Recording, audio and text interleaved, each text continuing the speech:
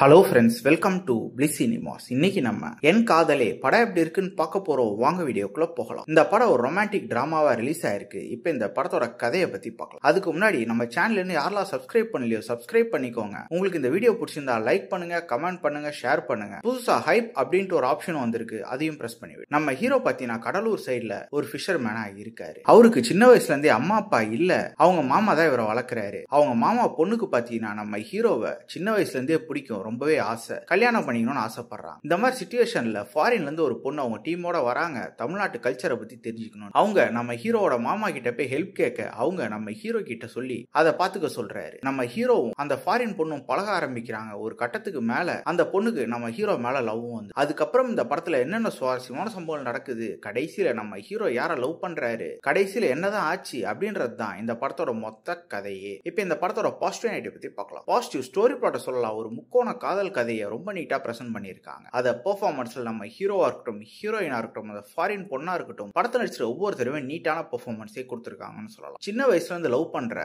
அவங்க மாமா பொண்ணோட லவ்வையும் ரொம்ப நீட்டாவே காமிச்சிருக்காங்க. அதே மாதிரி அந்த ஃபாரின் பொண்ணு நம்ம ஹீரோ லவ் பண்ற போர்ஷன்ஸே ரொம்ப நீட்டாவே காமிச்சிருக்காங்க. அதே மாதிரி காமெடி போர்ஷன்ஸ் அங்கங்க ரொம்ப நீட்டாவே ஒர்க் அவுட் ஆயிருக்கு. டெக்னிக்கலி படம் ஓரளவு ஓகேவா இருக்கு. இது ஒரு லோ பட்ஜெட்ல எடுக்கப்பட்ட படம் தான். சினிமாட்டோகிராஃபிலாம் நல்லாவே பண்ணி கொடுத்துருந்தாங்க. சவுண்ட் எஃபெக்ட்ஸ், பிஜிஎமும் நல்லாவே இருந்தது. ஸ்கிரீன் பிளேஸ் பாத்தீங்கன்னா ஒரு டெம்ப்ளேட்டான ஸ்கிரீன் பிளே தான். ஒரு முக்கோண காதல் கதை எப்படி போகுமோ அதே மாதிரி தான் போகுது. அது மட்டும் இல்லாம பல சீன்ஸ் நமக்கு பிரிடிக்டபிளா தான் இருக்கு. அதுதான் இந்த படத்தோட பிரச்சனையே. ஓவராலா பாத்தீங்கன்னா கண்டிப்பா இந்த படம் ஒரு ஒன் டைம் வாட்சபிள் படம் தான். ட்ரை பண்ணி பாருங்க. இன்னொரு வீடியோல சந்திக்கலாம்.